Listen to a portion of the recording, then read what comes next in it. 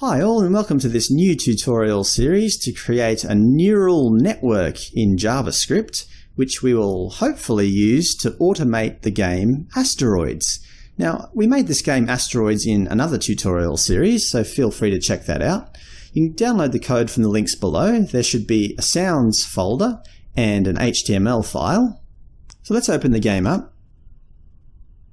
So there's a triangular ship that can be moved around the screen, and it can shoot the asteroids. I'll just mute that. So the goal of this tutorial series is a very simple one, and intentionally so, because neural networks can be quite challenging. The goal is to rotate towards the closest asteroid and shoot. Rotate to the next closest asteroid and shoot. It's not going to be an algorithm. We're going to train a neural network to do this. So what is a neural network? Well, here it is. Basically, they're made up of a number of layers, so an input layer, a hidden layer, and an output layer. You can have multiple hidden layers, but we'll focus on just having a single hidden layer to keep things simple. Now, the input layer, it will take our game information, so we could pass things such as the angle to the nearest asteroid, or the current angle of the ship.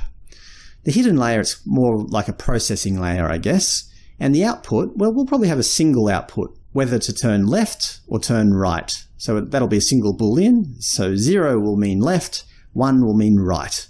We'll keep things nice and simple because these things can be quite complicated. In between each of these layers, there's a whole bunch of black arrows. Now, each of these black arrows represent a weight between -1 and 1, I believe.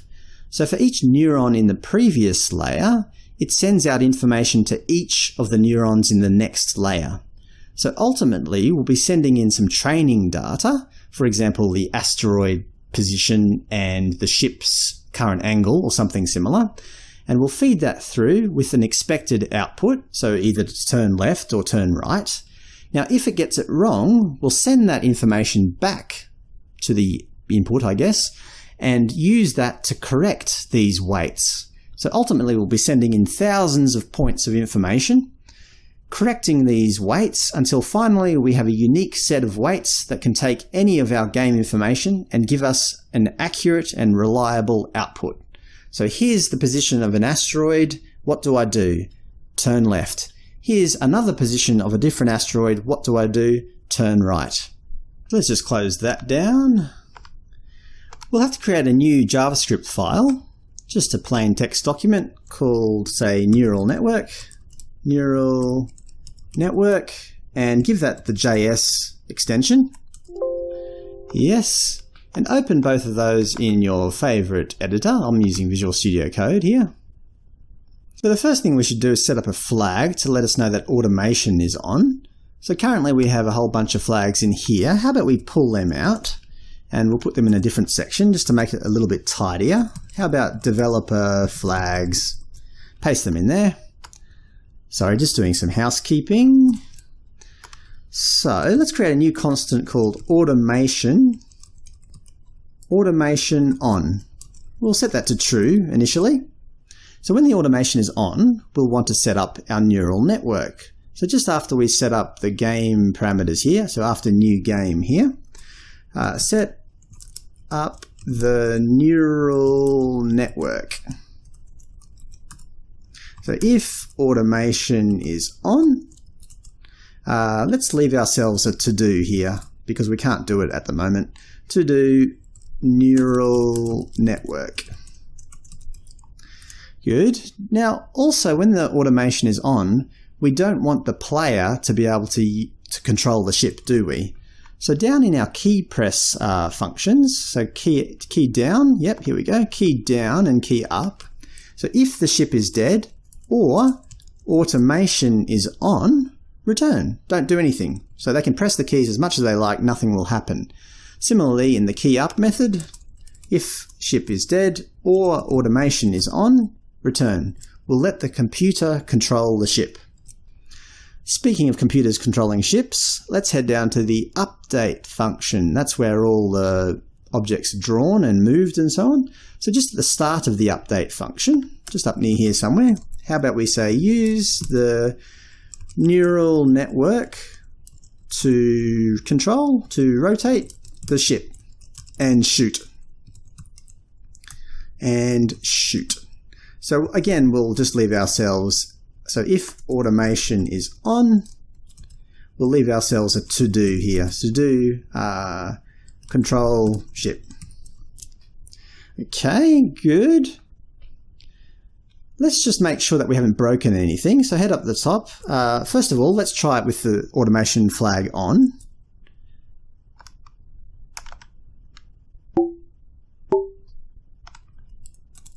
Okay, so I'm moving the arrow keys, I'm pushing the spacebar, nothing's happened.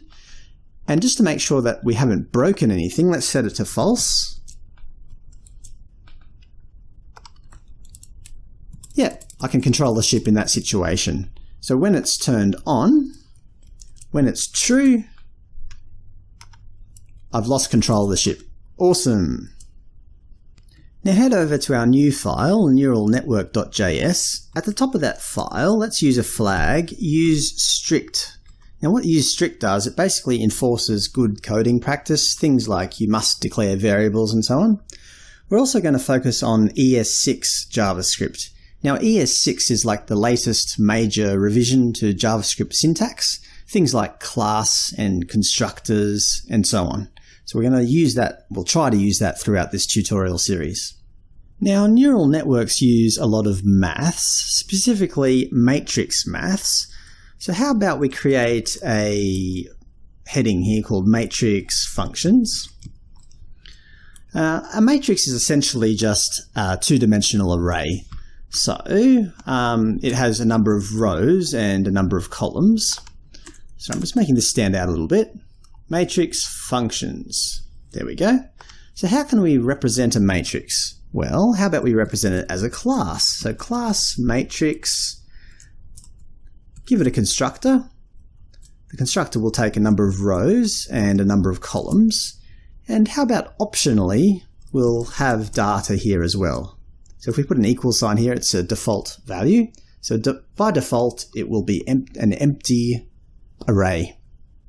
So inside the constructor, let's set the variables. Now usually private variables, private instance variables are prefixed with an underscore, so we'll follow that convention.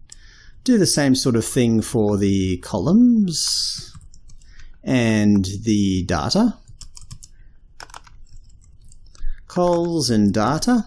Now to access those variables, we should put some getters. So just get rows. And all that does is return this dot underscore rows, and do a similar thing for each of the other variables. So cols, data, this cols and this data. So to use that, when we declare an instance of this matrix, we'd go matrix.rows, and that would return this dot rows. So inside the constructor, let's initialize with zeros. Initialize with zeros if no data provided. So if data equals null, somebody could pass null, couldn't they? Or data.length equals 0. So in the default case, that's true. If either of those things occur, then we want to populate this.data. This data will equal a new empty array. And we'll have to loop through each of the rows. So for let I equals 0, so let is one of these new ES6 words. Basically, it means that I is only visible within the for loop. Let I equals 0. I is less than this rows, I++, lowercase I++. We'll want to initialize the row. So this data I will equal an empty array. And we'll loop through each of the columns. So let j equals 0. J is less than this cols. j++. This data ij, so we'll set each of the elements to equal 0. Good. If data is passed, we'll probably want to check its integrity. For example, somebody could put 3 rows, 3 columns, but provide data with only 2 rows. So that's not good, is it? So let's put an else here. Else will check data integrity. So if the data's length doesn't equal the row number, doesn't equal rows, or maybe data0.length, so that's the column length, isn't it, doesn't equal cols, then let's throw a new error. So throw new error. Now the error takes a message. You can just put something like incorrect data dimensions. That should be enough. So let's test this. Let's go back to our main file. We'll have to import that file, so we can do that up in the style script. Create script tags, so script, and we'll need a type. Type will equal text, JavaScript, and the source will equal dot slash, that means the current directory, neural network, whatever we named our file, neuralnetwork.js. Close the script tags. So head down to where we will initialize or set up our neural network, just in here. Let's try to set up some matrices. So let M0 equal new matrix, rows, say 2 rows, 3 columns, and let's output that to make sure that it's working. We could probably use the table command here, because it outputs table data, tabular data. So m0.data, that's the data of our matrix. Let's take a look at that. Just need to open the console. Here we go. We have a 2 by 3 matrix full of zeros. That's good. Let's try to pass some data. So we can do that by setting up an array here. So an array of arrays, I should say. So 2, 1, just add in some values here. And the next row, 4, 3, 4, 3, 0, say. Okay, let's give that a go. There we go. 2, 1, minus 1, 4, 3, 0. 2, 1, minus 1, 4, 3, 0. Now what if we declared the incorrect dimension here? Just so we said a 3 by 3 matrix instead of a 2 by 3. Let's check our error checking. Good. Error, incorrect data dimensions. Put that back. 2. Awesome. Head to our other file to create another function. So let's create a function that randomizes the weights, or creates a random set of weights. Remember, between our neurons, there's going to be some weights between -1 and 1. So let's create a function for that. So apply random weights between -1 and 1. So we'll call this random weights. So this is inside our class. For let I equal 0, I is less than this dot rows, I plus plus. For the columns, for let j equal 0, j is less than this dot columns, j plus plus. This dot data, I j, will equal math random, that's a number between 0 and 1, times 2 minus 1. So a random number between 0 and 2 minus 1 is -1 between -1 and +1. Good. Let's test it in our other file. So on M0, we can just go M0.random weights, and hopefully that should work. So currently that's what it looks like. Let's run it. There we go. Yep, that looks good. We've got some random weights, negatives, positives, and everything in between. Great. Head to our other file and let's create our next method, add to matrices. So we'll make this a static method. That just means we don't have to instantiate the class. We can just call it directly. We can go matrix.add.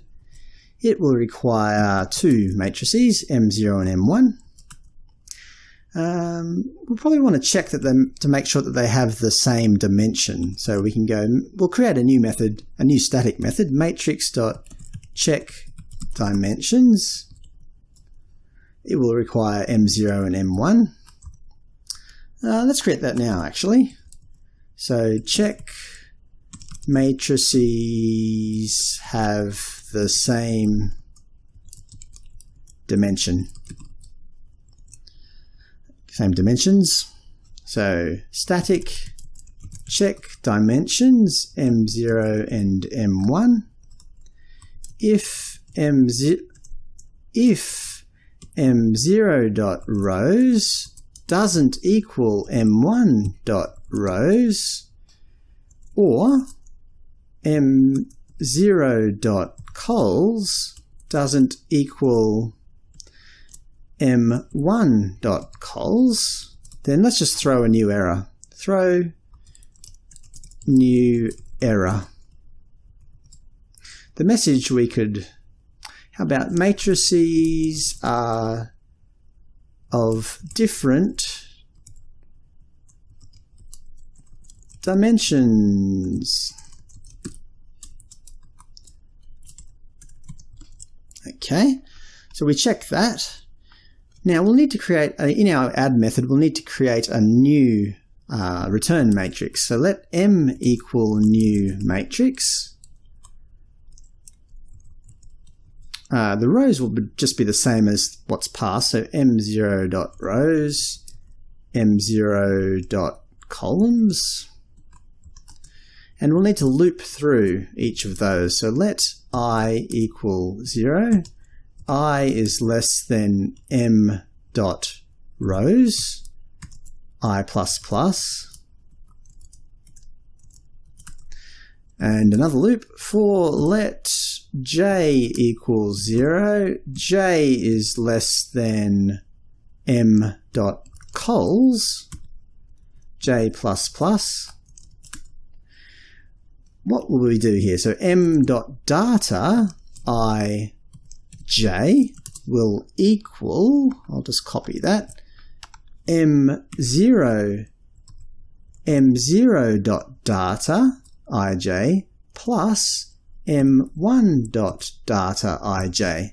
So we're just adding each individual cells together and assigning it to the new matrix. And we'll have to return that matrix, return M. Okay, let's test that in our other file. First, we need a couple of more matrices to test with. So let's create two more, M1, which will be 2 by 3, and just change up some of these numbers here. That will do. And M2 will be a different sized matrix, say 2 by 2. So let's just delete that. Okay, good. Let's try, we don't need to use this random weights anymore. Let's try to add M1 and M2. It shouldn't work because they're of they're of different dimensions. So matrix.add M1, M2. Let's try that. Error, matrices are of different dimensions. And that's on line 81. Yep, that's correct. How about we try to add M0, well, M0 and M1, they should add. We'll probably want to print out the data before we add them. M0 data, M1 data, and we'll print out this data. There we go. So we'll add that and show the data of the result matrix. Okay, so the first matrix, 2, 1, 1, 4, 3, 0, next matrix 0, 1, blah, blah, blah. So adding each of these, so 2 plus 0 equals 0.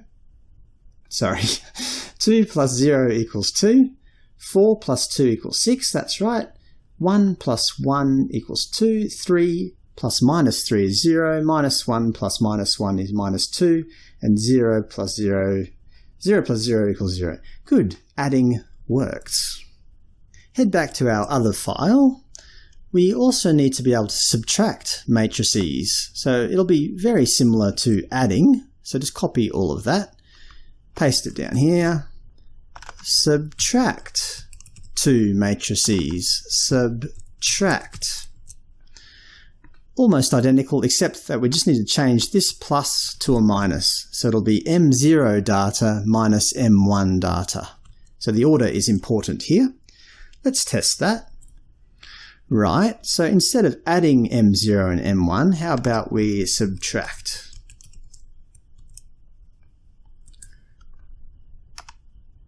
Okay, so 2 minus 0 is 2, 4 minus 2 is 2, 1 minus 1 is 0, 3 minus 3 is 6, minus 1 is 0, and 0 minus 0 is 0. Good, it looks like it's working. Just make sure the error checking is working okay. So M2 minus M1 should not work.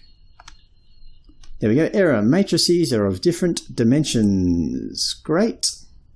We also need to be able to multiply 2 matrices together. So in a similar way that we've subtracted them, let's set up a multiply 2 matrices. Multiply 2 matrices. Multiply.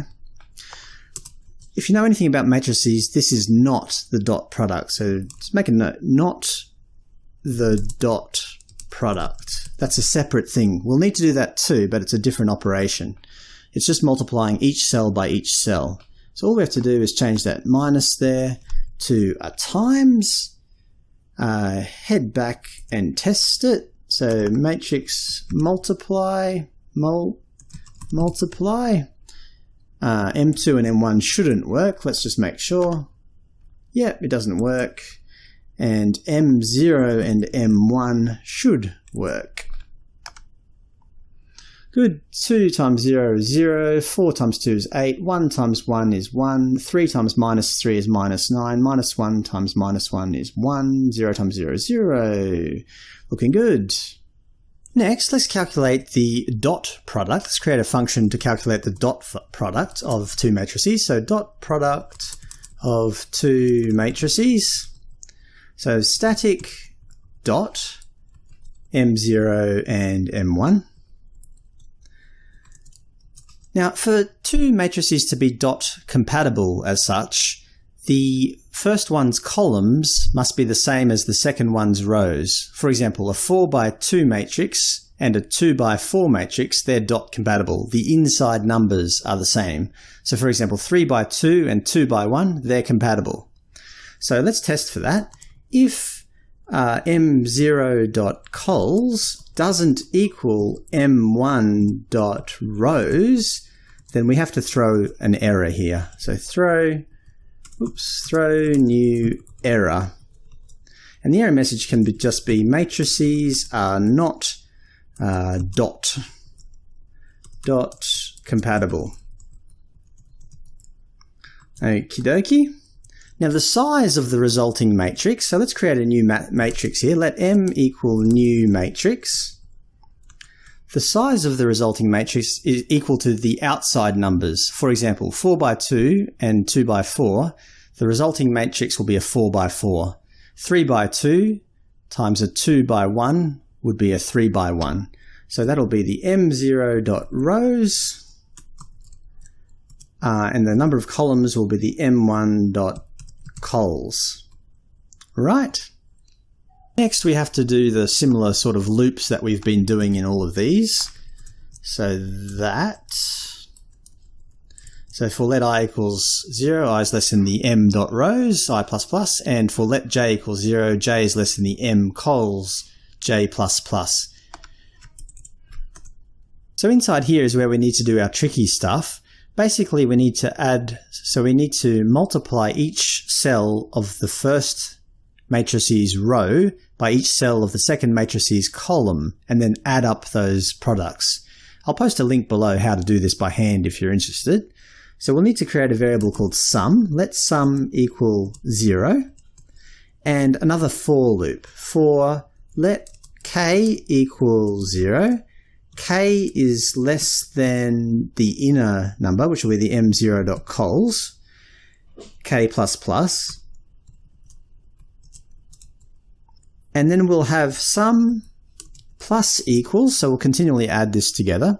Sum plus equals the m0 data, I, the ith row, and then the kth column, multiplied by the m1's data, and it will be the kth row. Remember, the inside numbers are what's matching them, by the jth column.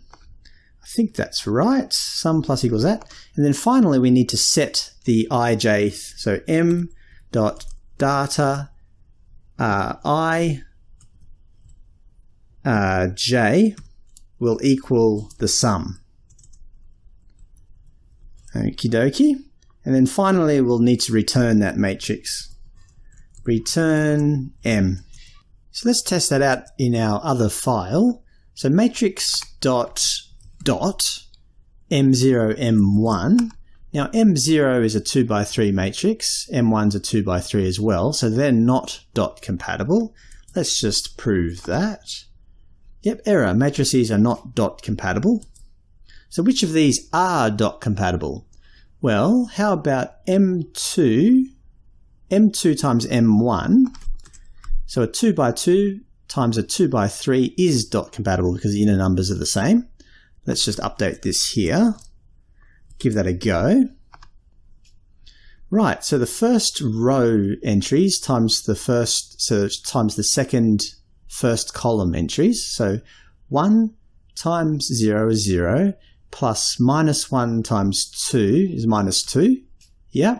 The second one, so 1 times 1 is 1, plus -1 times -3 is +3, is +4 in total. Yep, looks like it's working fairly well. The next function that we'd like to do is to create some sort of conversion function to convert a regular array to a matrix. Because when we pass in our input data from our game into the neural network, we'll probably just pass it as a regular one-dimensional array. So, convert array to one-rowed matrix.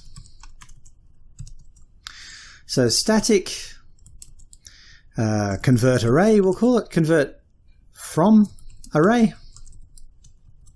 We'll pass an array, and all we'll do is return a new matrix with one row. The columns will equal the array.length, and the data will just be the array itself. Okay, let's try that. First of all, let's create an array. So let array equal, just make an array of any length with some random numbers inside. We'll want to print that out to the console, so console log array. And we'll also want to print out the converted array, so using table. So matrix.convert from array, pass our array, and we'll want to see the data of that. Okay, oh, we don't want to see the rest of this stuff, so let's just comment that out. Let's give that a go. Incorrect data dimensions. Okay, something's gone wrong here. 25 in our matrix function. Where are we? So up the top here, page line number 25. Okay, so we failed this data integrity check. I can see why, because it's checking the data.length. Now the length of a single dimensioned array is the total length, so it would be 4 in our case. But we don't want that. We want that to equal the rows, which is 1. So to get around that, all we have to do is create a two-dimensional array in our convert array. So convert from array, here we just need to put square brackets around that. So essentially we're putting an array inside of an array, a 2D array. Okay, let's give that a go. That's better. So our regular array, 4, 5, 6, 7, and our converted array to a matrix, 4, 5, 6, 7. So it's a 4-columned single row array. Great. Next, we'll need to create a function that can apply a function to each cell of the given matrix. So we'll call that map. So just down here, apply a function to each cell of the given matrix. The reason we need to do this is because in neural networks we'll be using a function called the sigmoid function, and we'll need to apply it to every cell. So let's create a static method, static map, which takes M0, a matrix, and a function. We'll just call that M function. And we'll need to create a new matrix. So let M equal new matrix. It'll be of the same size as the past. So M0.rows, M0.cols. We'll have to loop over in similar fashion to what we've done up here. So let I equal 0, I is less than M0. Well, M rows is okay too. M rows, I++, J, yep. And inside here, all we need to do is go M data I j. M data I j will equal the function of that data. So the function of itself, effectively, M data I j. And then all we have to do is return that matrix. Hang on, we don't want to assign the M data because that's empty. We want to assign the M0 data, so the one that's been passed. So that data we want to apply the function to, and then we'll assign that result to our empty array, our empty matrix. Let's give that a go. We don't want to see that array anymore. So console table matrix.map. We want to map, let's just choose one of these arrays. So we'll choose M2 and let's apply a function. We can use what they call an arrow function. So that's just x equals greater than. It looks like an arrow pointing rightwards. And then we can just, what do we want to do to x? So x times 2. So that means we'll times every cell by 2. And also, let's copy this just above. Let's show the original table. Okay, let's give that a go. So the original table, 1 minus 1, 3, 0. 1 times 2 is 2, 3 times 2 is 6, and so on. That's working well. And one more function, so x divided by 2, say.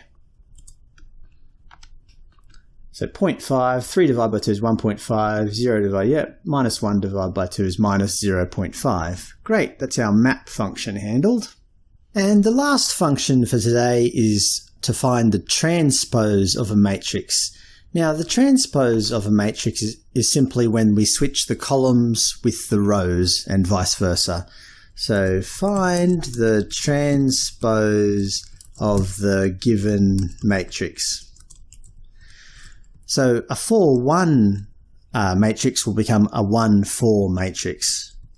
So static transpose, it'll just take a single matrix as its parameter. And basically we'll be doing something very similar to this. Just need to modify a few things. So let M equal new matrix. We need to switch the columns for the rows. And we need to make sure that we loop over the past matrix. So M0 rows, M0 columns. Now M data ij, we want M data ji. M data ji will equal M0 data ij. Let's test that out. Okay, so matrix.transpose. Let's transpose, say, matrix 1, so M1, and we'll just put the M1 data before it. Okay, so the original matrix is 0, 1, minus 1, and then the column down here is 0, 1, minus 1, 2, minus 3, 0, 2, minus 3, 0. So a 2, 3 matrix has become a 3, 2 matrix. Excellent. Last time we created these matrix functions. They're to, like, for example, to add matrices and multiply them and so on. So today we're focusing entirely on creating the neural network. So first of all, let's create the class neural network. So class neural network. Create the constructor. Now the constructor needs to take the number of inputs, the number of hidden, and the number of outputs. So num inputs, num hidden, and num outputs. Let's set the private variables, the properties as such. So we'll just give them the same name, just prefix it with an underscore. Num inputs equals num inputs. Num hidden equals num hidden. And num outputs equals num outputs. Now going back to our diagram, remember we have all these weights that are in between the input and the hidden layer. Let's call that weights 0, and we'll call these weights here between the hidden and the output weights 1. So this underscore weights 0 will equal a new matrix. The number of rows will be the number of inputs. So this is the number, this num inputs. And the number of columns will be the number of hidden. So this num hidden. Similarly, weights 1 will equal a new matrix, except that its number of rows will be the number of hidden, and the number of columns will be the number of outputs. Okay? For the weights 0 and weights 1, we'll need to set that. We'll need to update them during our training process. So let's create getters and setters for them. So get weights 0. That's simply return this underscore weights 0. And we'll also want to set that. So set weights 0, weights. Set weights 0 weights. So we can just go this underscore weights 0 equals weights. Right. And we'll do a similar thing for weights 1. Weights 1, this weights 1, weights, set weights 1, this weights 1 equals weights. Great. So we've done this one here. Next, we need to randomize the initial weights. So let's just use that as our next comment. So randomize the initial weights. We've already created a function in our matrix functions, actually, where we can call randomize weights on any matrix. So weights 0 dot random weights, and do a similar thing for weights 1. Good, that's that step done. We should probably test this. So go to our other file, the HTML file, and let's go down to where we set up, here we go, to do neural network. So we'll have to create a variable here. So variable nn, we'll call it.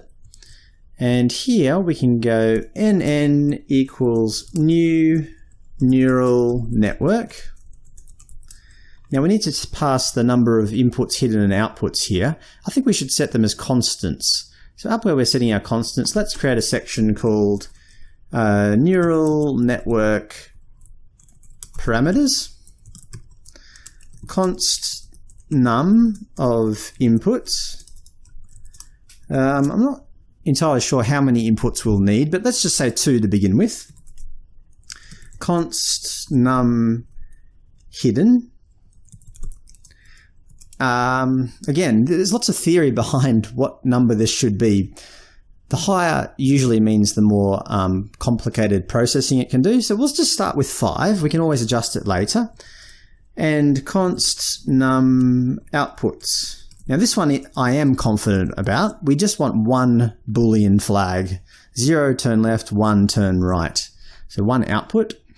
So head back down to where we're setting up our neural network. Put in these as the arguments, so num inputs, num hidden, and num outputs. So we don't need these matrices anymore, so we can get rid of them. To test that our neural network's constructor is working all right, how about we output the weights? So nn weights 0 dot data, and we'll do a similar thing for weights 1. We don't need this transpose anymore. So open that up in our web browser. Okay, so we have one, for the first matrix of weights is 2 by 3, 4, yep, 2 by 5, that's right. And our output one, our weights 1, is a 5 by 1 with random weights inside. Awesome. So head over to our neural network class. Let's go down and see what we need to do next. Feed forward. Now all that means is that we're going to input some information into our network. It's going to feed through it, and some output is going to be created. So let's create a new method called feed forward in our class. It will take an input array as an input, as a parameter. Let's paste these comments in here. So the first step is to convert input array to a matrix. That's easy enough. So let's declare a new array. Let inputs equal matrix dot convert. Convert from array. We made this earlier. So we can just put the input array in there, and that will convert it to a single rowed matrix. That's fine. Next one, find the hidden values and apply the activation function. Okay, to find the hidden values, we can look at this diagram here. You can see that each hidden neuron is made up of these weights, one coming from each of the previous inputs. So to calculate that, it's just the first input multiplied by the first weight, plus the second input times the second weight, times the third input, plus the third input times the third weight. And that can be handled using a matrix dot product. We have a function for that as well. So let hidden equal matrix dot dot, which takes two matrices. The first one being the inputs, and the second one will be the weights, which we all have already determined. It's been randomly determined. So weights 0. Okay.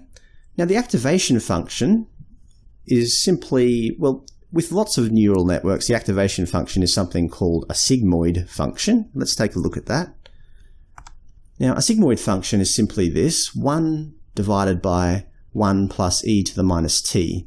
Now what that does, we can input any value into this system, and it will return a value between 0 and 1, no matter how big that value is. So if we put 1 trillion into this, it'll output a value close to 1.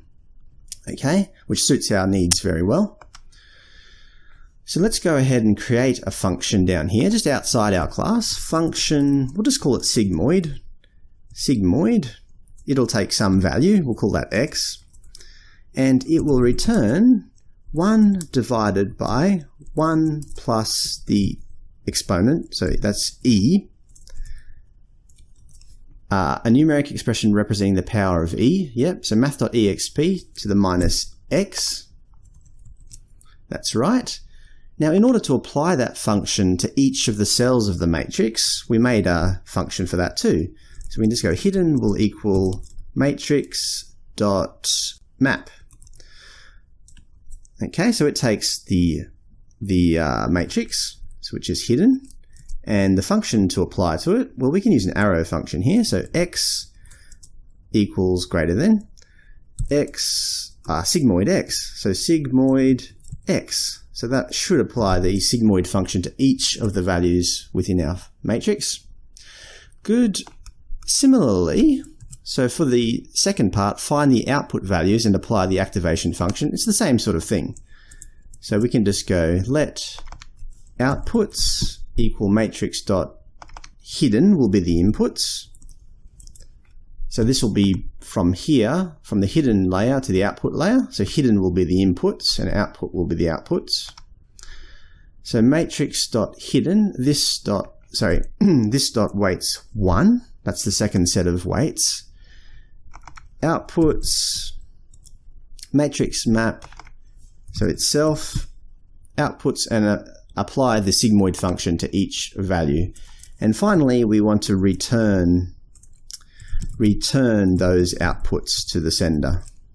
The next step, apply bias. I don't want to do that right now, and the reason is because not applying bias can cause issues, and I'd like to see what those issues are. So let's first test this feed forward function. So let's do some console output, console log inputs, and we'll just output the data in the array, so we can use table to that, console.table, inputs.data, and we'll do something similar each step of the way here. So when we work out our hidden neurons, we can just do that. And we'll also want to see what happens after we apply the sigmoid function. Similarly for our outputs. And after the outputs have had the sigmoid function applied to them. So I'll just call that output sig. That will be hidden's sig. Okay, head over to our other file. Let's call that function. So all we have to do is go nn.feedForward.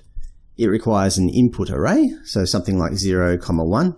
Now remembering that the number of inputs that we declared for our neural network is 2, so we need to pass an array of length 2 here. Now if we didn't, let's just try that.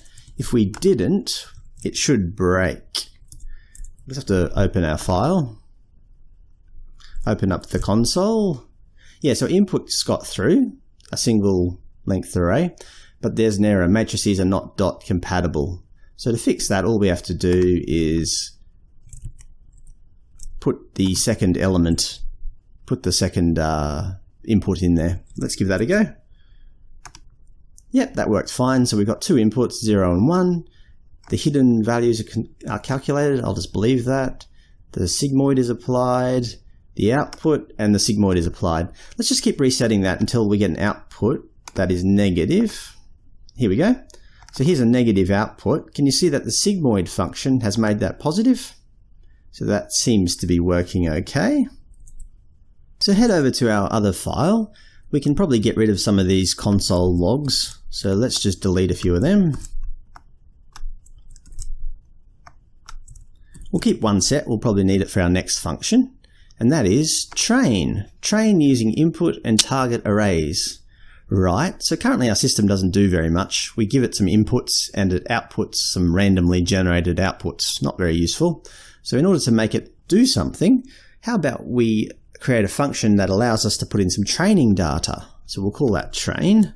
So up inside our class, train, it will take an input array and the target array. So for example, if we had the inputs 0 and 1 and we expect 1 to be the answer, then that's what we would put in here. Let's paste those comments in there. So the first step, feed the input data through the network. Well, we already have a function for that called feed forward. So let's say let outputs equal feed forward. This dot feed forward, the input array. Okay, that's that done. Next, calculate the output errors. Target minus output. Okay, in order to subtract matrices, we'll have to convert the target array first. So let targets equal matrix dot convert. Convert from array. Target array. Okay, good. And let output errors, so we're calculating the output errors here, let output errors equal matrix dot subtract, and we'll subtract the first, which is the target, so the targets minus the second, which is the outputs. Let's test that. So we'll grab this console data that we kept up here. Outputs, targets, and output errors. So outputs, that'll be fine. Targets, and output errors. Let's print out every step. Okay, head back over to our other file, nn.train. We need an input array, 0, 1, and an output array, remembering it has to match the number of outputs. If it doesn't, we're going to get an error. We'll just give that a go. We'll put a 2 column one there. Okay, so error matrices are of different dimensions. So when it tried to subtract them, it failed. So we'll just put that to a single one. Right, so we have our outputs, which is 0.639. The expected, the target is 1, so the difference is 0.36. That sounds correct. So on to our next step, calculate the deltas, which are equal to the errors times the derivative of the output. So the derivative of the output is actually the derivative of the sigmoid function. So let's update our sigmoid function to handle derivatives. How about we just pass a flag, deriv equals false. We'll give it a default value so that you don't have to provide it, and if you don't, it'll just return what we always have. If deriv, then we'll return the derivative. Now the derivative of this is x times 1 minus x. That's not the true derivative of the sigmoid function, but we've already applied the sigmoid function, so we don't want to return the true. So I'll put a note here, where x equals sigmoid x. Right, so the true derivative is the sigmoid x times 1 minus the sigmoid x, but we've already applied it, so this will be a good representation, x times 1 minus x. So let's create a variable, let output derivs equal, we can use our map function to apply this, matrix.map, the outputs, and the function will be, we can use an arrow function again, will be the sigmoid x, but this time we'll set the deriv flag to true. So it'll apply the derivative to each of these outputs and assign it to that.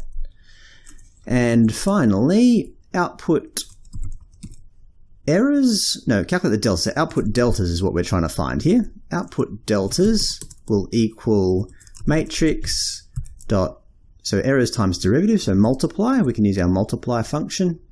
The first one is the errors, output errors, and the second one will be the output derivatives. And we'll just copy this console log here so we can test this. Output, just the deltas will do. Output deltas. Let's test that. Just run it again. So we have outputs, targets, output errors, and output deltas. Who am I to refute that? It looks okay. Okay, on to the next step. Calculate hidden layer errors. So it's the deltas dot the transpose of weights 1. Right, so let's calculate the transpose first. So we'll call that weights 1, capital T for transpose. Will equal, we have a function for this, matrix.transpose. It just takes a single matrix, so that'll be the this.weights1. Okay, and then we'll need to calculate the hidden layer errors. We'll call that hidden errors. Hidden errors will equal delta dot. So matrix dot. What was the first one? The deltas dot the transpose. Okay, so that'll be the output deltas. Output deltas dot what we just worked out, the transpose there, weights 1t. Again, let's output some, just to make sure it's not throwing an error basically. We don't really know exactly what we're after here. The hidden errors is what we'll want to output here. Hidden errors. Let's give it a go.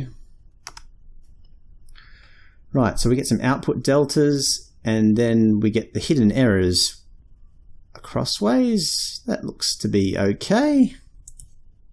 So the next step, calculate the hidden deltas, errors times derivative of hidden. Sounds very similar to what we've done up here, so let's just copy and paste that.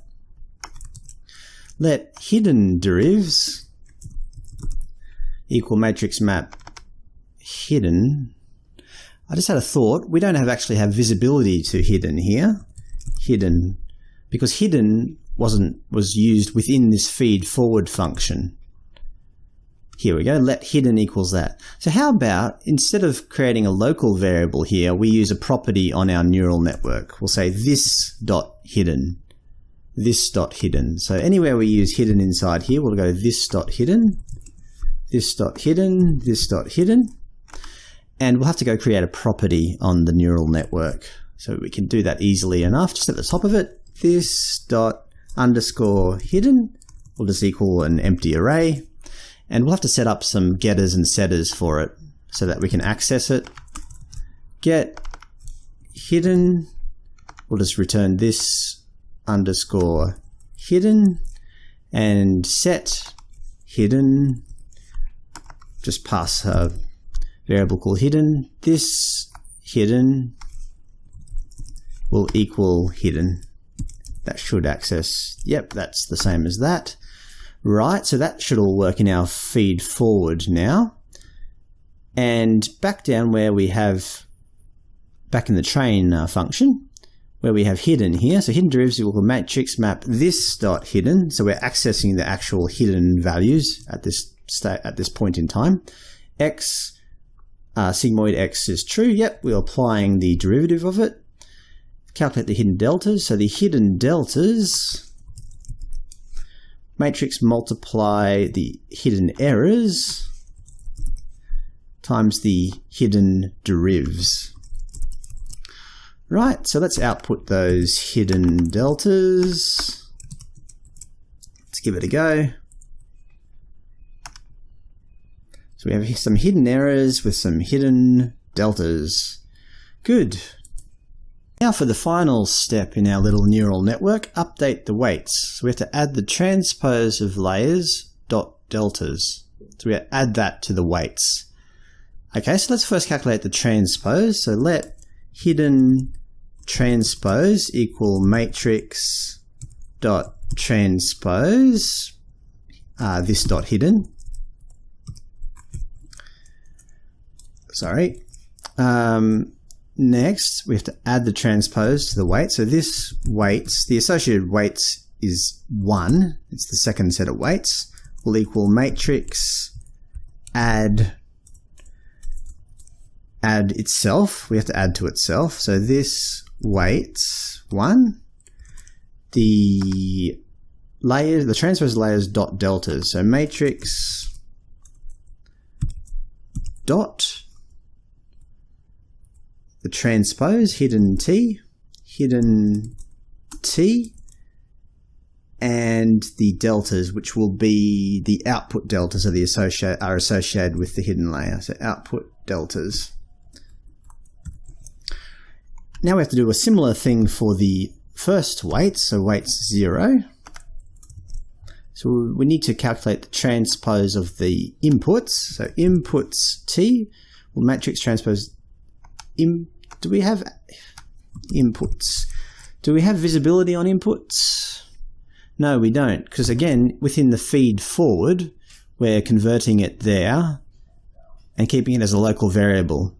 So there's a couple of things we could do. We could just convert it again within our train array, but we have to remember that this train function will probably be called like thousands of times, if not hundreds of thousands of times. So it's probably better just to assign it to how we're doing with the hidden here. So let's do that. This.inputs, and we'll have to go up and create a property, same as what we've done for hidden. So this inputs will just equal an empty array, and we have to create we have to create a getter and a setter. Get inputs, this, return this inputs, set inputs inputs equals inputs. This inputs will equal inputs. That's looking good. So our feed forward function should work now. We're just assigning, instead of creating a local variable, we're just assigning it as a property.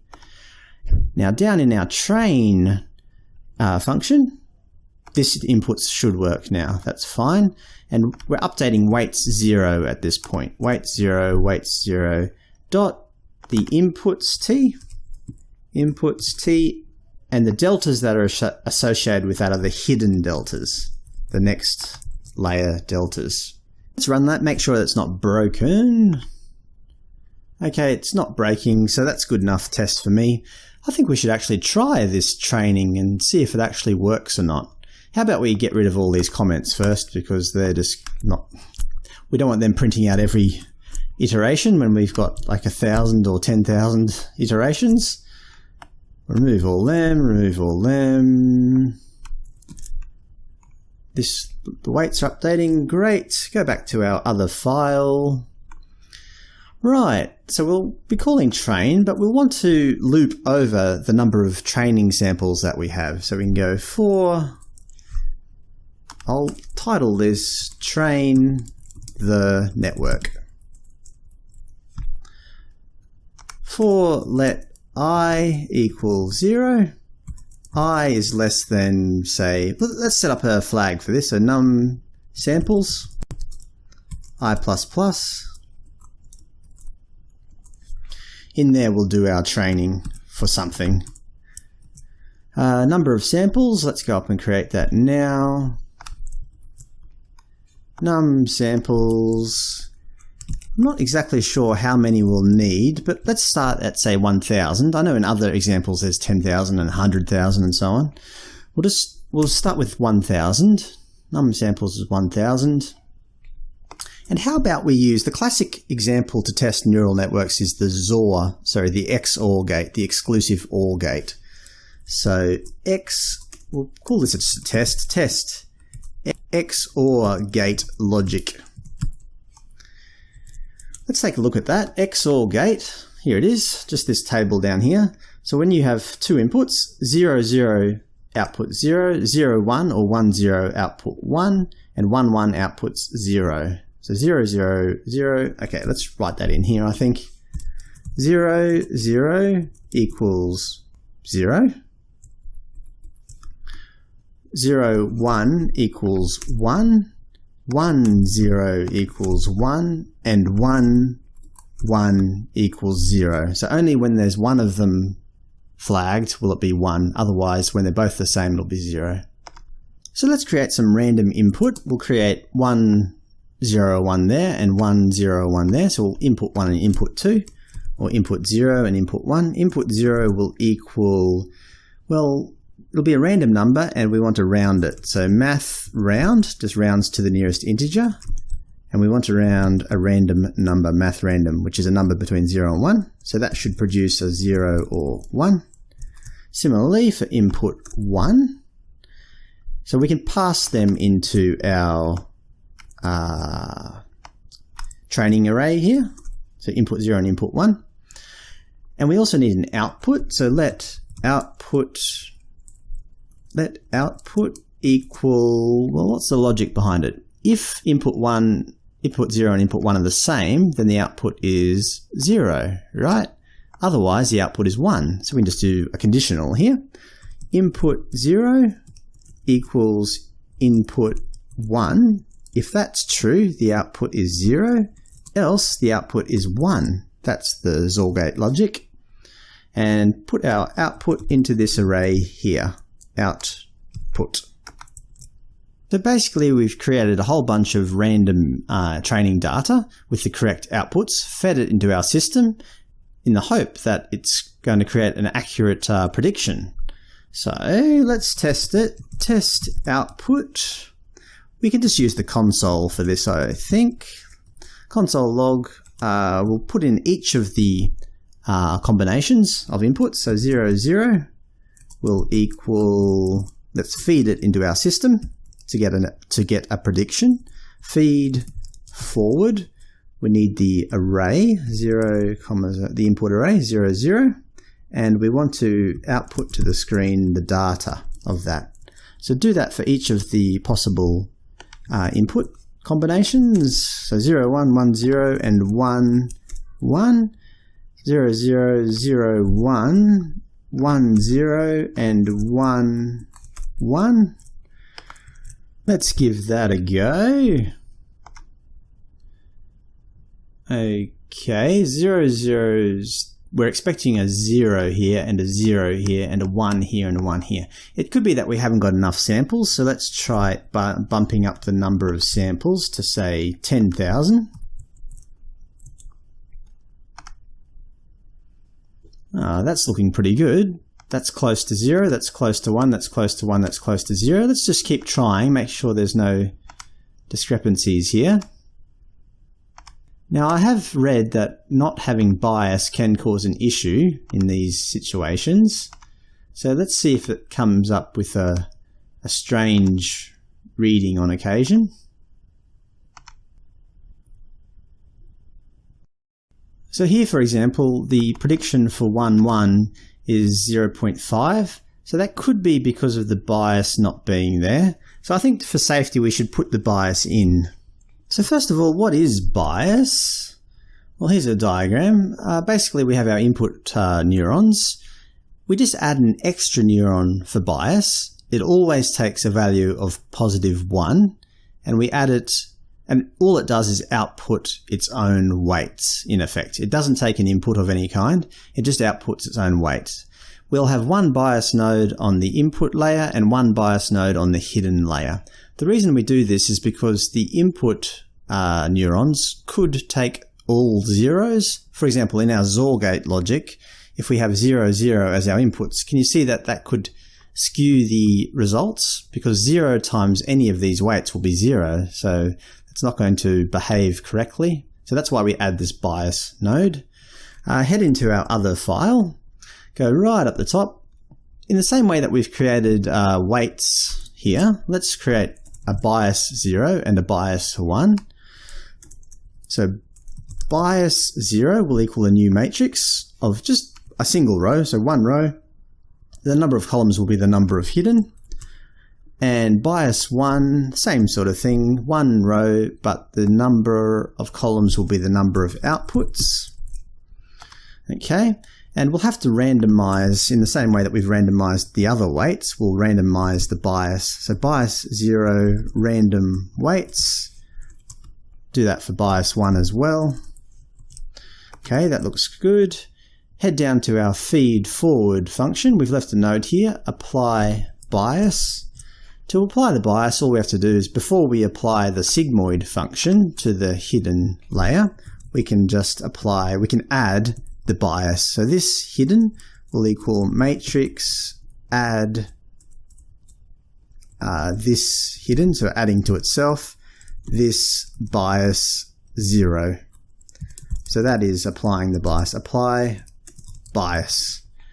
And in the same way, we'll do that with the output. So before we apply the sigmoid function, instead we'll be doing it to the outputs. So outputs will equal matrix add outputs, this bias 1. Now down in our train function, we've left a note, update biases. Now to do, all we have to do there is go, in the same way that we've updated our weights here, we'll do the same thing. This dot bias 1 will equal matrix add this dot bias 1, and we're adding the deltas, the output deltas for this one. Same sort of thing for the bias 0, except that we'll be adding the hidden deltas. So this bias 0, hidden deltas. So let's test that. Oh, we have an error. M1 is undefined. Okay. M bias. Maybe, no, I didn't create the getters and setters for these private. So let's do that now. That was a bit silly. So just as we get and set the weights, let's get and set the bias. So bias 0, this bias 0, set bias 0, and this bias 0 just past the bias. Oops. Bias. Okay, so get bias 0, return this bias 0, set bias 0 bias, this bias 0 equals bias. Do that for bias 1 as well. Just update that to 1, 1, 1, and 1. Okay, that should be okay now. Let's give that a go. Great, so if we run that a few times, my hunch is that it will be fine. We'll get a value close to 0, a value close to 1, and finally a value close to 0.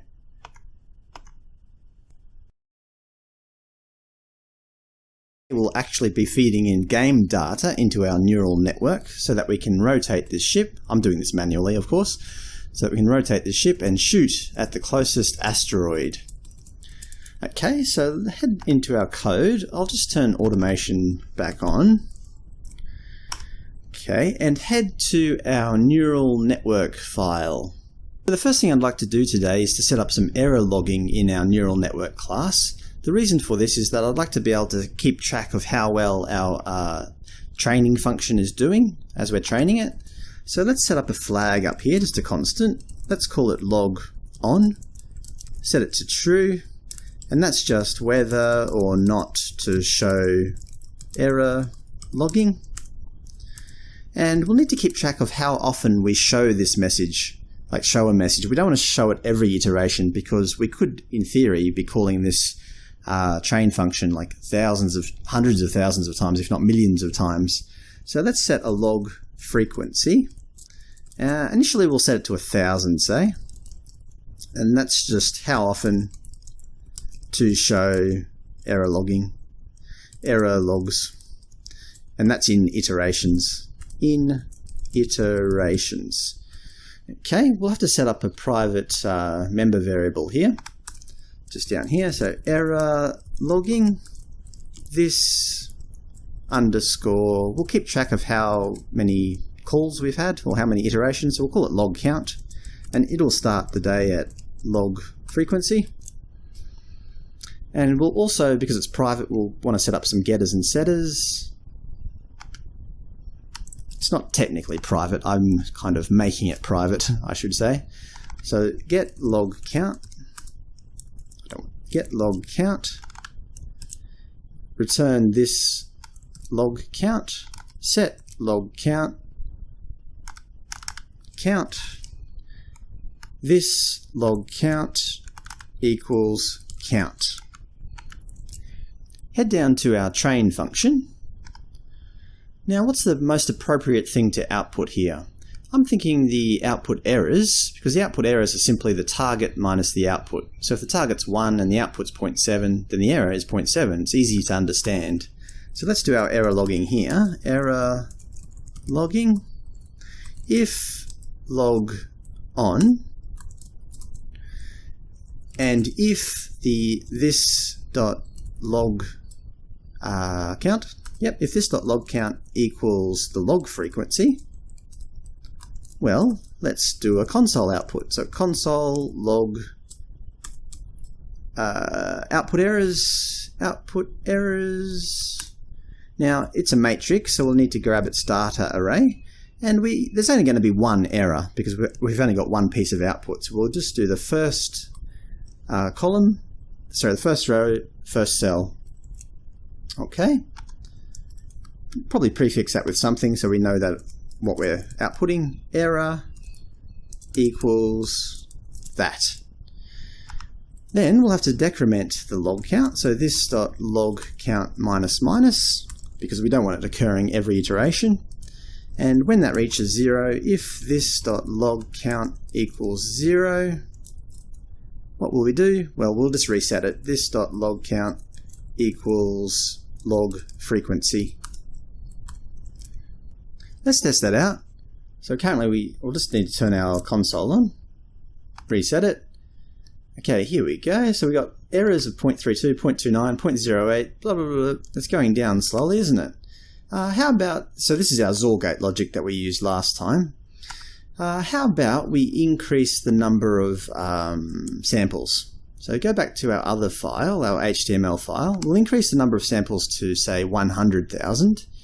And we'll increase the number of hidden nodes to 10.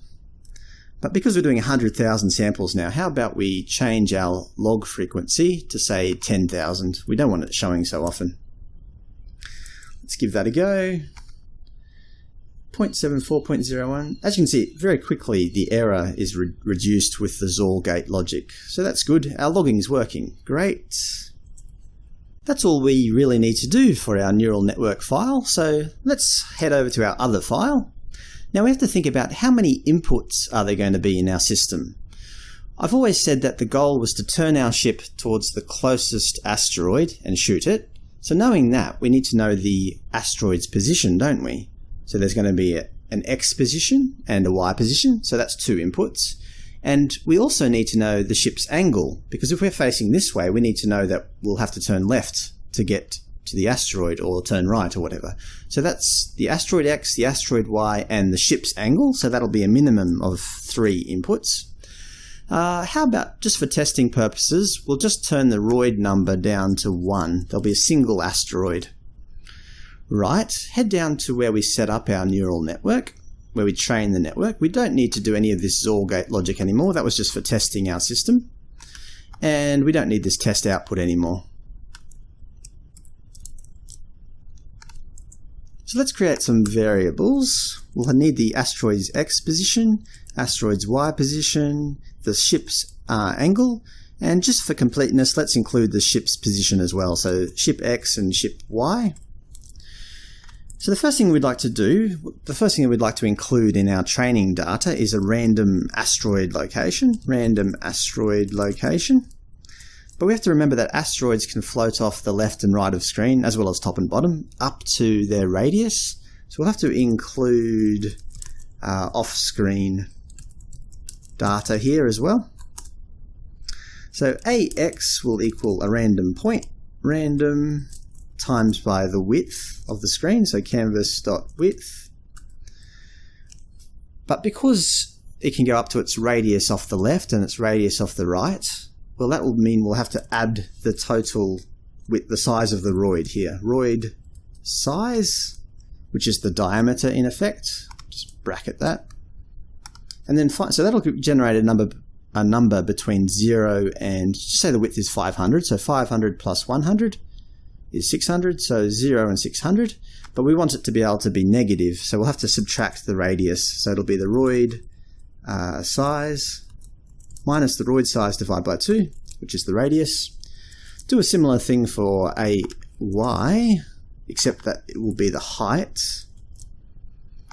Good. And now the ship's angle and position. Now the ship's angle, it'll just be random. We'll just randomly generate an angle anywhere between 0 and 360 degrees. So in radians, we'll just do a math random first. Math random times 360 degrees in radians, which is just pi times 2. Good. Now, the X location and the Y location, I'm not planning to move the ship at all. That'll be far too complicated. And I think it's a pretty good strategy just to sit in the middle, turn to the nearest asteroid and shoot. So we'll keep it fixed. So SX will just equal the ship's starting X, and SY will just equal the ship's starting Y. Next, we'll need to work out which direction to turn based on the angle of our ship and the angle of the asteroid. So, calculate the angle to the asteroid. How about we write a function for this, because it's possible that we'll use it again. Just down here, function, we'll give it a generic name such as angle to point. Angle to point, we'll have to use some trigonometry here. So we need to know our current position, so X and Y. We'll need to know our facing or bearing, we'll call that bearing. we'll need to know the targets, x and y location, target x and target y, and I think that's all we need to know. So let angle to target, equal, well, it'll have to be the inverse tan because we have x and y coordinates, so tan is opposite over adjacent. So A tan, there's two types of A-tans here. There's A-tan, which is our regular mathematics tangent, but that doesn't take into consideration coordinate space. You know how we have 4 quadrants in coordinate space? But A-tan 2 does take into consideration that, so we'll use that. Now it requires a y and an x, so we'll have to find the differences between our target and our self. So we'll put, so this will be the y differences. So it'll be target y minus y, right? And the x's will be a similar thing, target x minus x. However, because y's on screen, like pixel y's, are in the opposite direction, so as we go up the screen, we're actually going in a negative y direction. So we'll have to apply a negative to that and a negative to that. So it'll be minus target y plus y, target x minus x, y, x, yep, that's good. We'll have to find the differences between our angle to the target and our bearing. So we can just go let, say, diff equal our bearing minus the angle to target. Now that could result in a whole range of numbers because this A-tan2 function, it returns a number between effectively 180 degrees and minus 180 degrees, so it could be negative. Our bearing could be anywhere between 0 and 360, so just say it was 0 and we had 180 here, we'll get a negative number, won't we? If the bearing is, say, 360 and our angle is minus, we'll get a number over 360. So we'll need to do some normalizing as such here. So how about we have, well, we can just return this, I think. Return the diff. Remembering we can add 360 degrees to any angle and it's still the same effective angle. If I'm facing 40 degrees and I add 360 degrees, so 400 degrees, I'm still facing at the same angle, aren't I? So we will add 360 degrees, math pi times 2. But that could get us above 360, couldn't it? It'll get us above 0, which is what we want, but it could also get us way above 360. So we'll find the modulus of that, the remainder. So modulus math pi times 2. So that will guarantee us a result between 0 and 360 degrees, in effect, in radians, right? So back up here, we can just go let angle, say, angle equal, call that function, angle to point. We have to pass the correct parameters. So the x is our ship location, ship x, ship y. The bearing is the ship's angle. The target x is the asteroid x, and the target y is the asteroid y. So that'll give us our absolute angle as such. And then we need to determine the direction to turn. Right? So that's probably, let's say let direction equal, well, if that angle is greater than 180 degrees, so angle is greater than math.pi, that's 180 degrees, then we'd like to turn left. So remember we have to put in 0 or 1 here. How about we set these as constants? I think that would be the best move. So back up here in our neural network parameters, let's have constant output left will equal 0. So that will be the expected output, expected neural output for turning left. Similarly, we'll have the output right, which will equal 1, and that'll be the expected neural output for turning right. Okay. So back down here, if the angle is greater than 180, math pi will output left, else will output right. So finally, we just need to train the network. So we can call neural network.train to do that. It takes an input array. So the input array is just our position of our asteroid, AX and AY, and the angle of the ship. And the output array, the expected array, is just an array with direction in it. It's just a single length, sorry, a one length array. That's our training. So we'll be training that every iteration.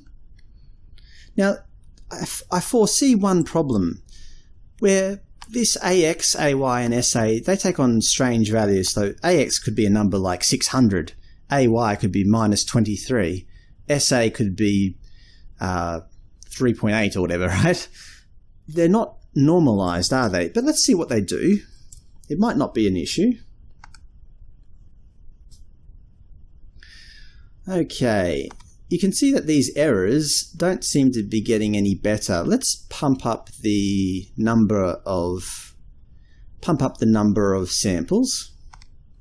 Just while we're here, that's the number of training samples. So we'll pump that up to 1 million. Let's see what that does.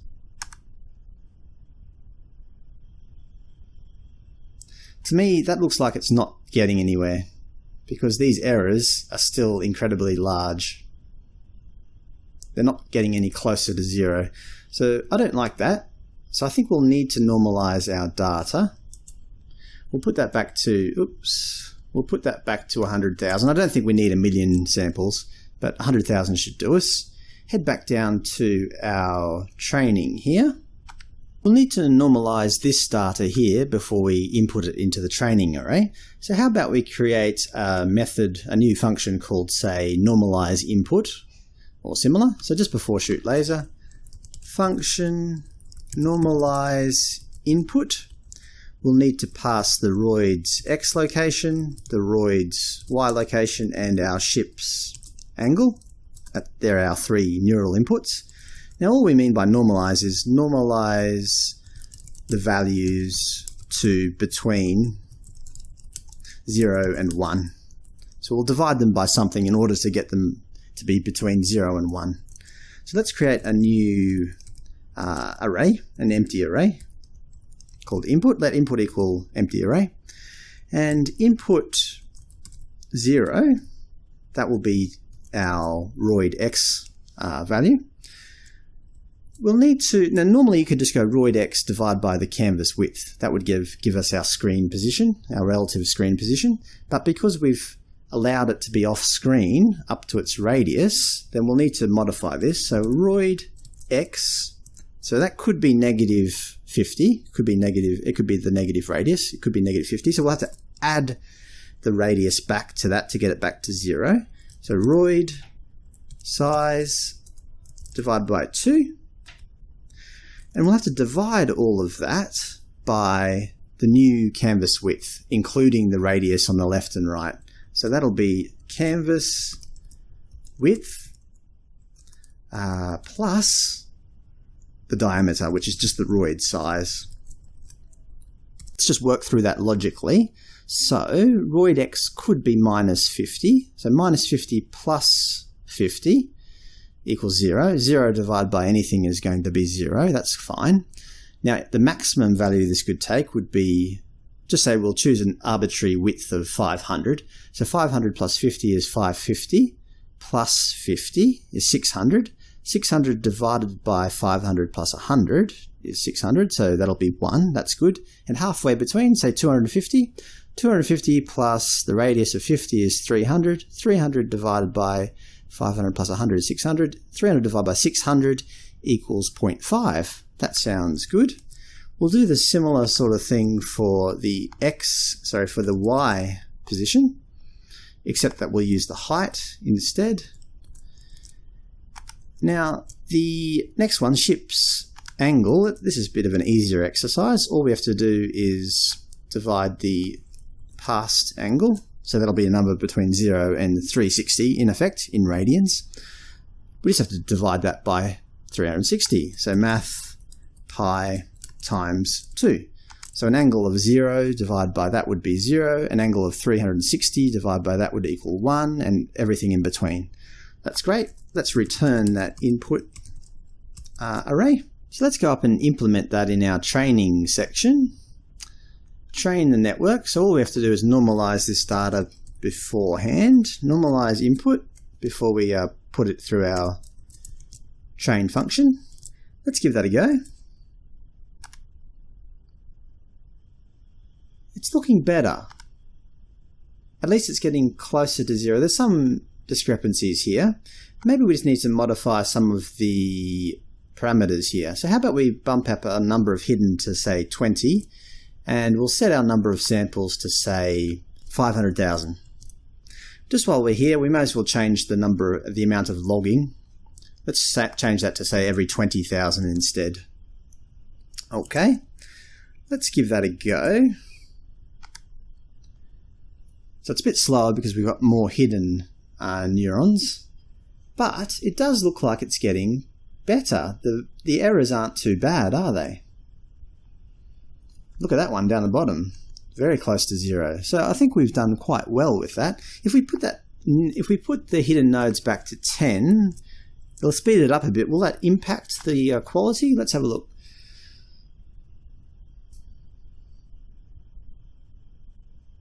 That's pretty good too, actually. Either way, well, let's leave it at 20 and 500,000 number of training samples. Just while we're here, I'm thinking that we'll need an output threshold, because none of these predictions are going to be exactly 0 or exactly 1, are they? But they might be close. So how about we create a threshold, for example 0.25, just an arbitrary value to begin with. And this is how close the prediction must be. So how close the prediction must be to commit to a turn.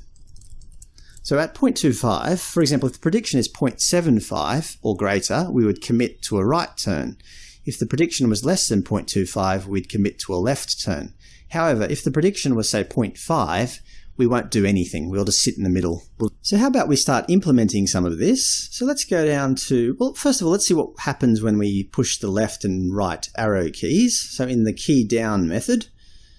So when we've got manual control of this, all we're doing is setting the ship's rotation to this.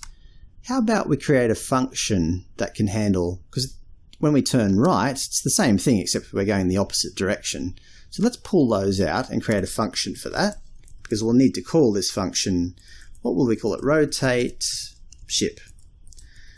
It'll just pass a boolean. We'll say that false equals left. Right, false equals left, and here we'll rotate ship. True, so it'll be right. And what do we do in the key up method? The key up just sets the ship's rotation to 0, so that's fine. We don't need to do anything with that. So let's go down and make that rotate ship just after our normalize input. Function rotate ship.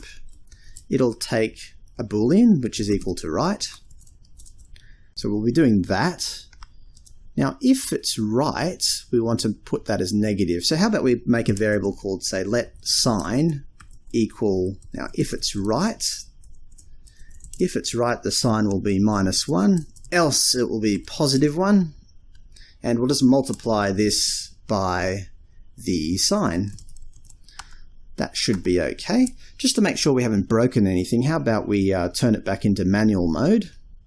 So automation on is false, and make sure that we can control this ship. Yep, I can turn left and right, no problem. That's all good. Put that back to true. And now let's go down to our update function. Where is that? Down here.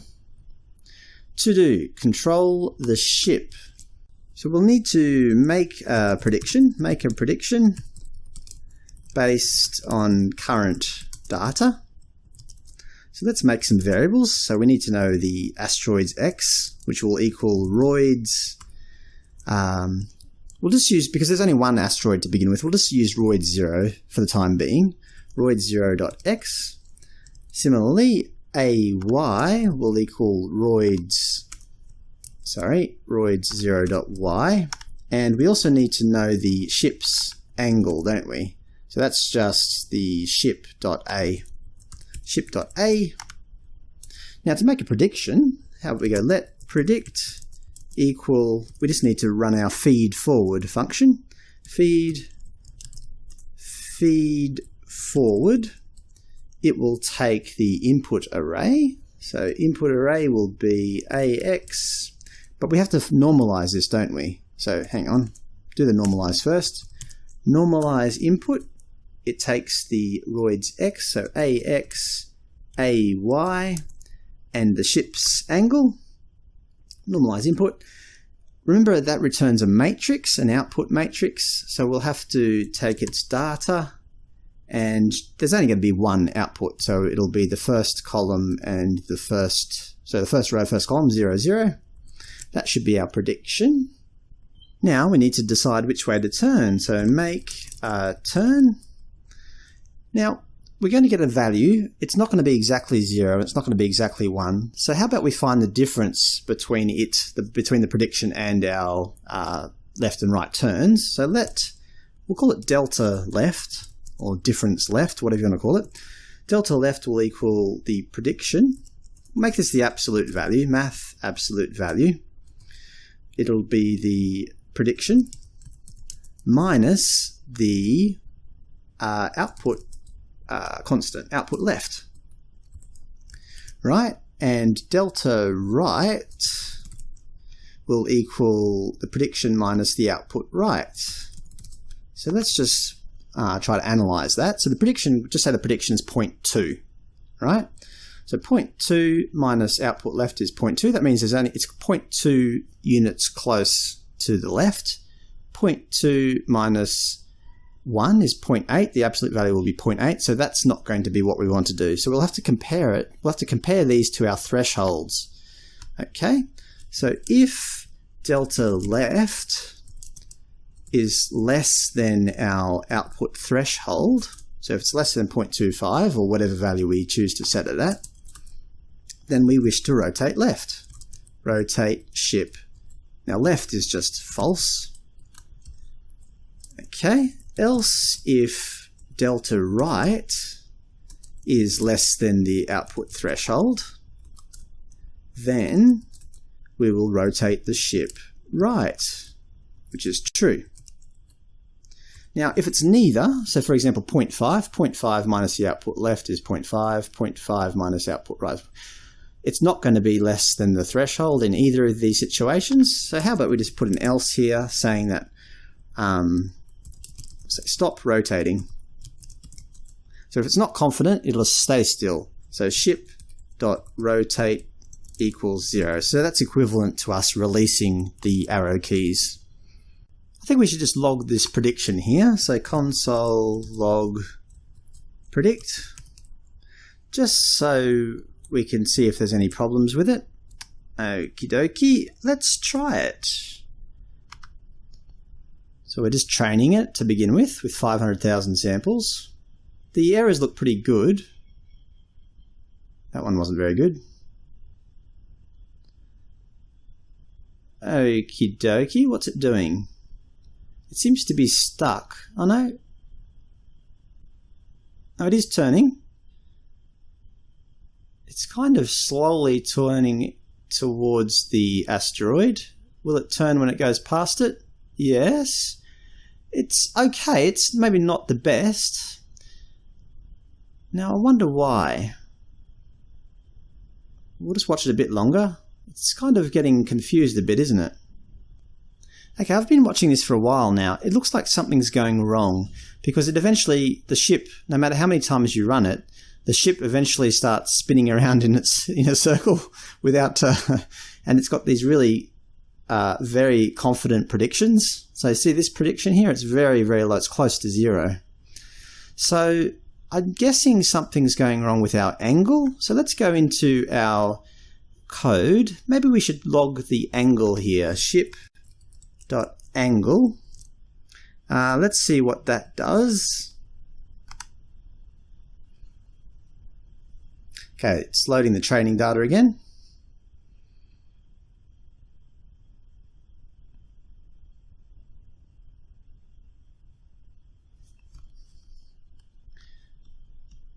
Okay, so the angle, remember it'll be a number between 0 and 2 pi, which is about 6 or so.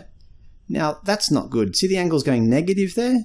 We want the angle to be between 0 and 2 pi. So there's something, I think I might know what's wrong. If we head down to where we rotate our ship in the update function, I suspect that we're just letting it add on endlessly. We are. So for example, the ship angle can just keep going up and up and up and up, so it'll go beyond 720 and so on. It could go below 0, no problems, which is fine. It was working fine in the game, but for our prediction, we want it to be between 0 and 360. So we want to keep the angle between 0 and 360, which is 2 pi, remember? 2 pi. So if the ship's angle is less than 0, we'll need to add 360 to it. Remembering, if we add 360, it'll still be the same angle. So plus equals math pi. Do we need to bracket this? I'm not sure. I'm not sure what the order of operations are for these assignment operators. We'll just bracket it. It won't hurt. Math times 2. So we'll add 360 to it. Else, if ship's angle is greater than or equal to 360, math times, I'll bracket this one as well, math.pi times 2. If it's greater than that, then we'll want to subtract. We'll want to do the same thing except that we'll subtract 360. We don't want exactly 360 because our randomly generated position will never be 360, I don't think. Minus equals that, and that should do it. Let's give that a go. Let's load it up. Loading the training data. So the training data looks pretty good. It should be working quite well. Okay, I think that's acting a lot better. Where's the asteroid? There's the asteroid. Yeah, I think it's tracking it quite well. I think that was our problem. Yep, so it's choosing the first asteroid, which is whatever's in the array, first in the array, and following it. Good. Okay, how about we add some shooting to this little ship? So let's head back all the way up to the top to set some parameters. So we'll probably need to give the ship a rate of fire. So just under our neural network parameters here, let's create one called rate of fire. And we'll set that to, say, 5 shots per second. So shots per second. We'll also need to keep track of how many frames we count down to the next shot. So where we set up our neural network here, let's just put in a new, something called, say, AI shoot time. And we'll set that to 0 to begin with. Where will we update that? Well, we'll update that in our auto, where we do our prediction. So just after we make a turn, now what's the strategy for firing? When will we shoot? Well, we could shoot just when it's not rotating, but that's not really what I do. I keep turning and just shooting all the time because eventually you're going to get lucky too. So how about we just shoot all the time? It'll shoot as often as it can. So shoot the laser. If AI shoot time equals 0, which it'll start at 0, then we want to reset that AI shoot time, not this. AI shoot time will equal the frame rate divided by the rate of fire. I think we should find the ceiling of that. Math.ceil.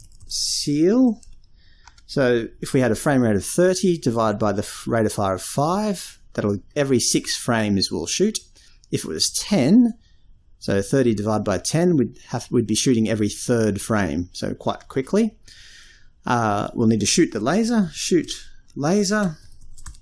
Just checking that function, because part of that condition is that the ship can shoot, and when we shoot a laser, the ship can't shoot. That's because the player must push the space key, then release it. So we'll have to set that up to be able to handle that. Or we can just do it here. Ship.canShoot equals true. So whenever it can fire, we'll let it fire. Else, so if the AI shoot time doesn't equal 0, we'll want to count down shoot time minus minus. So this is just counting down the frames left. So let's give this a go. So loading in our training data. So hopefully this little ship will follow the first asteroid and just keep shooting at it until it's destroyed, and then it'll follow the next asteroid. Yeah, that's what it's doing. Bang, bang, bang, bang. Yeah, just keep shooting. It's pretty effective, actually, even when we're not targeting the closest asteroid. So how about we program it to target the closest one? So head back into our update function. So compute the closest asteroid. We'll need to keep track of the index, so how about we just make a variable called, say, let c equal 0. So this will be the closest index in the array. We'll need to calculate the distance. We'll need to keep track of the closest distance, so we'll call that, say, distance 0 will equal, we have a method for calculating distance between points, the x1, y1, so the ship.x, the ship.y,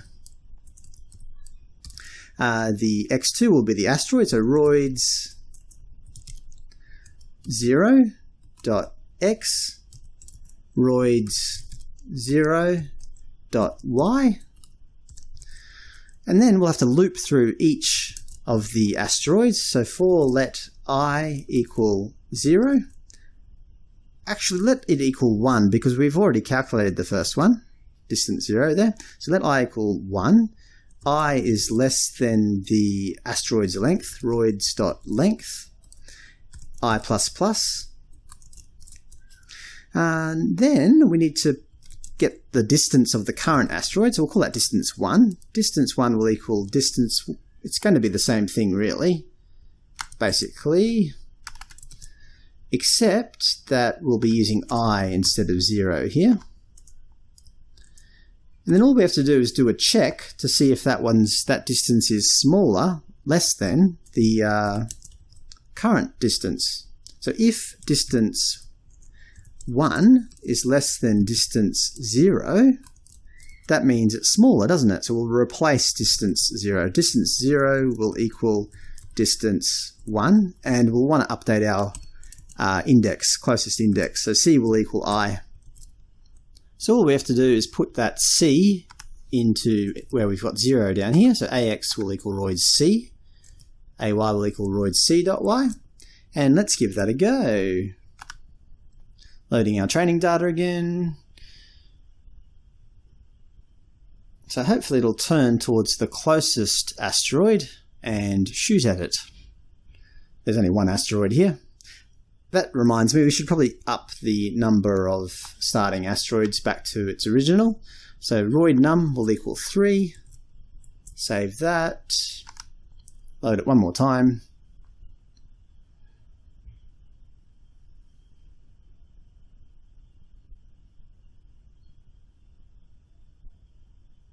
Okay, is it turning towards the closest one? Certainly it's not shooting the furthest away ones anyway. So it's doing fairly well. It's not perfect. I'm thinking we could probably make this a little bit better. I think we'll do one more update to our little function here. How about we pass some more information, because we're only passing kind of the bare minimum. We're passing the asteroid location and the ship's angle. I think we can do better than that. So head back into the code. To head down to where we set up our training data. What else could we pass? Well, we are calculating the angle to the asteroid. How about we stick that in as one of our inputs? So we'll put it in after our asteroid position. We'll have to bump up the number of inputs to 4. So down here, our normalize input, we'll have to add an extra here. We'll call that roid angle. Roid angle, it'll be our third one. It's going to be very similar to how we do the ship angle. We'll just put roid angle there. Roid angle. Ship angle will update its index to 3. Wherever we call this, we'll have to fix it up, which is just down in our update function. So we'll have to pass an angle in there, and we'll have to calculate that angle. So what do we need to know for that? We need to know the ship's x and y coordinates. So Sx will equal ship.x. You don't really have to do this, but this is just to make it clear. Ship's y, ship.y, and let angle equal angle to point. Now what does it take? X and y, which is the ship x and the ship y. It takes the bearing, which is the ship's angle, the target x, which is the asteroid's x, and the asteroid's y. And then we'll pass that in through our feed forward function to get a prediction. I don't think we need to log this anymore, this prediction. Let's take a look at that. Okay, import, doing our training. Wow, those errors are very small. So they're e to the minus 15. There's a couple of zeros in there, so they're very precise. So looking at our ship's performance, yeah, he's doing pretty well. He should be doing very well. The only issue I can see is that, see that jitter there? That's because we're only making a prediction every frame. If we increased our frame rate, we could probably make that better. And also if we reduced our threshold to decide whether we turn or not. So let's do that now. So head up to the top. We'll reduce our output threshold to say 0.05. That means in order to make a right turn, we'd have to have 0.95 confidence. Let's increase the rate of fire for fun, just say to 15 shots per second. And we want to increase our frame rate to say 60. Let's give that a go, eh? Okay, just loading our training data. The errors are very, very good.